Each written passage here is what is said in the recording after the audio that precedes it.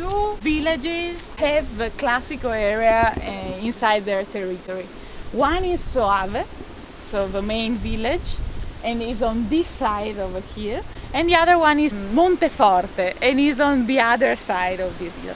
So our hills are right in the middle between the two districts. And here you can see clearly what's the difference between Soave Classico and Soave DOC.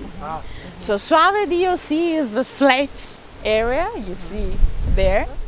It's a huge area of production of white wines. It's the largest area of production of white wines in Italy. So it's very, very large.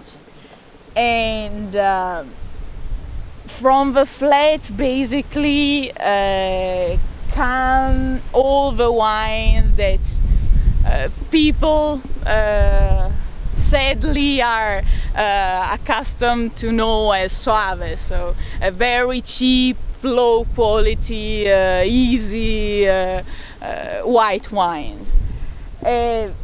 Very big quantities, not very high quality. Here is another world. This is our main characteristic, the basalt rocks. So these black stones that sometimes are really, really big, like messes, which we can find all around inside the soil. And the color of the soil, which is, it goes from the black to gray to red, reddish, it's full of minerals. So all these characteristics like minerality and richness in elements go directly into the wine. So the wines are very mineral, complex, and sometimes you have also a kind of smokiness that comes directly from this kind of soil. We grow Gargenega in this way, which is a particular way because I think the growing system you see the most is the Guyot, so the small vines. But here this method is a very ancient one and it's called Pergola Veronese. And you see that we let the vine to grow up until it is like 2 meters more or less. And then we leave the branches of Gargenega to follow down on these iron threads. Oh, okay. See? Oh. Oh, yeah. And this is why we follow the nature of the Gargenega plant, because it is a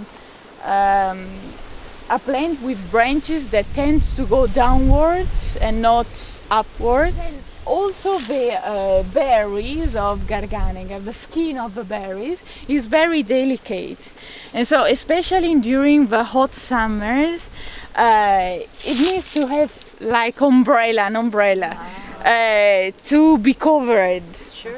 And so in this way all the leaves of the vine act as an umbrella on the branches, on the grapes, and so they